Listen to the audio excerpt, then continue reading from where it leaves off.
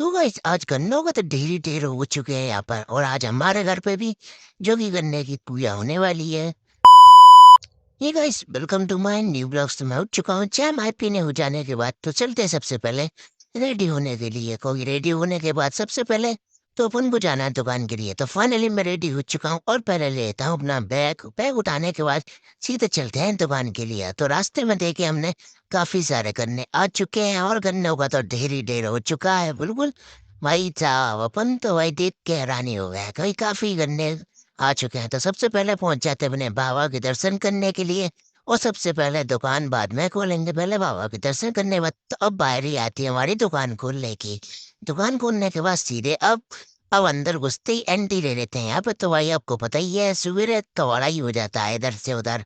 फिर क्या, सबसे पहले भी दुकान खुली नहीं है, अभी बंदे आए नहीं है। तो अब क्या, मैं दुकान खोल के रेडी हो चुका हूँ और सबसे पहले अब जो भी काम ऑर्डर आते ही मैं ऑर्डर बनाने लगता हूँ। ऑर्डर बनाने के लिए सबसे पहले अपने पास आता है पोहे का। पोहे को बनाने के बाद फिर अपन लाते शक्कर का ढेर। ढेर लाने के बाद तो फाइनली अपना काम हो चुका है। अब मैं थोड़ा सा इंतजार करता हूँ भूख लगने का। कोई टाइम हो चुका है दोपहर। दोपहर होते ही मैं आया था हूँ लंच करने के लिए गोडाउन में। गोडाउन में आते ही सबरा काम हो जाने के बाद लंच खत्म करने के बाद अब लाया था इन प्लेटों को। प्लेट लगाने के बाद सीधे अब खेल खत्म, इनका सारे प्लेटें भर दिया मैंने। बहुत थोड़ा सा और बैठे आते हैं। मैं कोई काम से गया था तो वो आती है पूरी शाम। शाम होते ही फिर क्या, आज वैसे भी जल्दी जाना है मुझे, आज तो आ है इसलिए मैं लाया था गेट। गेट लगाने के बाद सीधे अब चलेंगे घर के लिए। जो कि अपन को पहले उतार लेते हैं अपने कपड़े। जो कि ड्रेस बदलने के बाद तो फिर चलते हैं अपन साइकिल लेके अपनी रूपा को। रूपा को लेके चल देते हैं घर की ओर। तो फाइनली मैं घर पहुंच चुका हूँ और यहाँ पे तैयारी चल रही है। तैयारी चलते के साथ ही सब लोग हम कर ही रहे थे।